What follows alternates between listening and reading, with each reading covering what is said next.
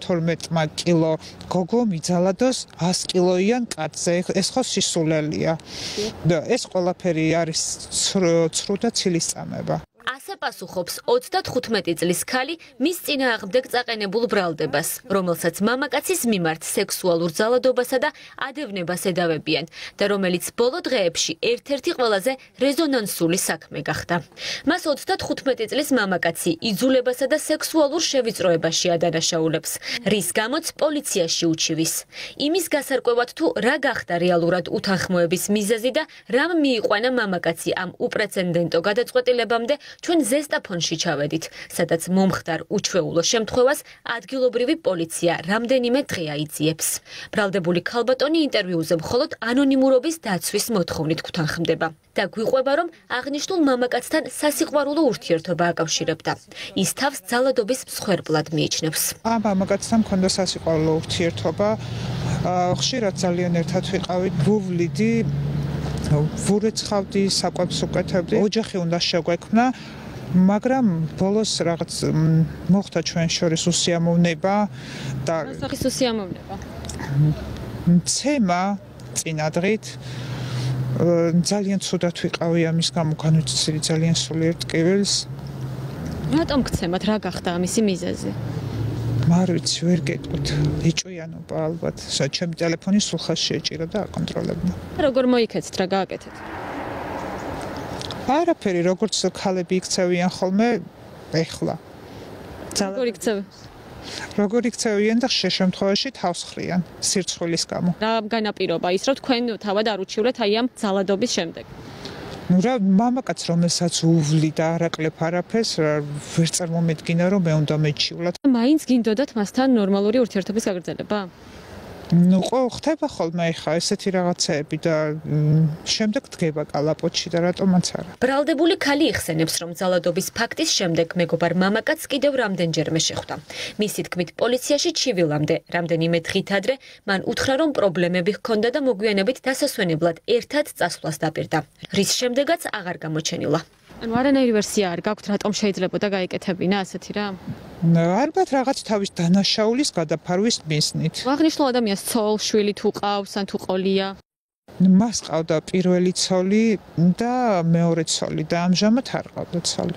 ზამთრის პირზე გაშორდა მეორე ცოლს. როგორც ცნობილია, ახალგაზრდა მამაკაცმა რამდენიმე დღის წინ სამართალდამცავებს განუცხადა, რომ ყოფილი მეგობარი ქალი მასთან ურთიერთობის დამყარებას აიძულებდა, რა მიზნითაც მის საცხოვრებელ სახლში უნებართვოდ შეიჭრა და თვითმკვლელობით იმუქრებოდა. ჰავს მოვიკლა, არ შეიძლება იმ ვუთხარი, რომ მცემიდან გამომდინარე ძალიან მტკივნეული იყო საყვარელი მამაკაცგან ჩემთვის ესეთი მოქცევა და სიკვდილი მინდოდა ამ საქციელიდან გამომდინარე.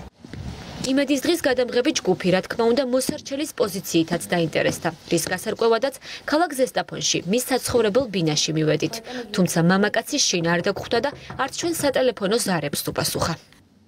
რა იცით აი ამ ისტორიის შესახებ? მე რაფერს ვერ გეტყვი, მე Facebook-ზე ვნახე გუშინ მაგ ამბავი. იშვიათად მოდის აქ. ანუ სხვაგანაც აქვს სახლი? სოფელი აქ. აქ მცხოვრებლებისგან გავიგეთ, რომ მამაკაცს მეორე სახლი ზესტაფონთან ახლოს მდებარე სოფელშიც აქვს. გზა მიგვასწავლეს, თუმცა აღნიშნული მამაკაცი არც ამ სახლში მისულებს დაგხვდა. სამაგიეროდ გასაუბრება შევძელით მის მეზობლებთან, რომელთა უმეტესობაც მას კარგად იცნობს და დადებითად ახასიათებს. ძალიან კარგად ვიცნობ და ძალიან კარგი ბიჭია. მეზობლობაში, ნათესაობაში. არ ვიცი, მაგაც ცოლი ყავს, ბიზნესია კრასნოდარში. სხვა ნურავი ნუეკიდება ფშვილო მაგას. ახლა რამდენი ლამაზ ბიჭ დაინახავ, კაცო, შენი კი არ არის. მოქმედი მეუღლე. მეუღლე ყავს რუსეთში, შვილო, ვირფასი ოჯახია აქვთ. ხო და ახლა ქალი შეიძლება კიტყვა. კიტყვა ქალი ტყუის? შეიძლება ქალი ტყუას. ანუ ეს ქალი თვითონ ყვება, რომ ჩემზეო იძალადაო. რა იძალადა? ნებაყოფლობით არის შვილო ყველაფერი, არავით არის ძალადობა.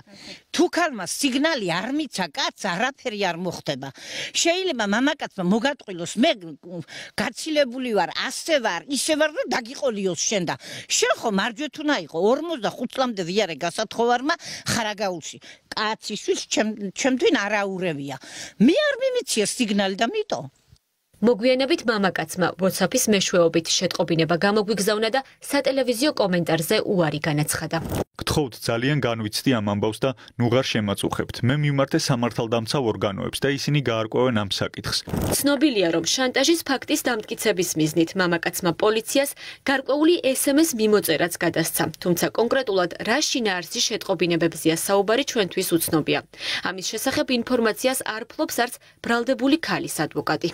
ეს არის სიბინძურე, ეს არის სიცრუე, არანაირი მსგავსი იმისა და თითქოს SMS-ებით ამტკიცებს ამას და თქვენ წარმოგიდგენიათ, რომ როგორ შეიძლება სექსუალური ძალადობა მოახდინოს ადამიანმა SMS-ი და თუ რა სახის SMS-ია ეს დღემდე გაურკვეველია, რა SMS-ებზეა საერთოდ საუბარი, ჩვენ გვაქვს უამრავი SMS-ი, ესენი იყვნენ შეყვარებულები. იმის დასადასტურებლად, რომ აღნიშნულ ქალსა და მამაკაცს წარსულში მართლაც აკავშირებდათ ორმხრივი სასიყვარულო ურთიერთობა, ბრალდებულის ადვოკატი SMS მიმოწერას გვაჩვენებს.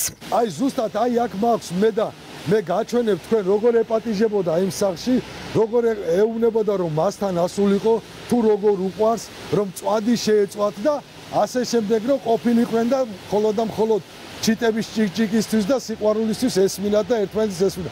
ასე რომ მსგავსი რამ SMS-ებში არ არსებობს, თუ არსებობს ჩვენ მზათა ვართ და გაასაჯაროონ. აქედან გამომდინარე ჩვენ დავამტკიცებთ რომ არანაირი მოძალადე ესკალბატორი არ არის და პირიქით ეს არის მსხვერპლი ამ მამაკაცის მხრიდან. შენ როგორ გინდა რომ ვიყოთ ამ ყოფნის გარდა? ჯერ ესე როგორც ვართ. არ მინდა რომ როდესმე დავკარგოთ ერთმანეთი. არც მე შენ არასდროს დაკარგავ და სულ შენთან ვიქნები. მე ესეთი სიყვარული ვიცი. აუ კაი იქნება მწვადი სოფელში, გიყვარს? შენთან ერთად მე ყველაფერი მიყვარს. მოპასუხე მხარემ გამოძიებას ხუთშაბათს ჩატარებულ დაკითხვაზე სწორედ ეს SMS მიმოწერა და სხვა აუდიო მასალები წარუდგინა. ბრალდებული ქალის დაკითხვა ზესტაფონის პოლიციის შენობაში 2 საათი მიმდინარეობდა. მორიგი გასაუბრება კი შაბათს ჩაინიშნა. ჩვენ შაბათს ისე ვართ დაბარებული გამოკითხვაზე, ნახოთ რა გვექნება და რა სიკითხებს დასვავს და რა ფაქტებზე გაამახვილებს გამოძიება ყურადღებას.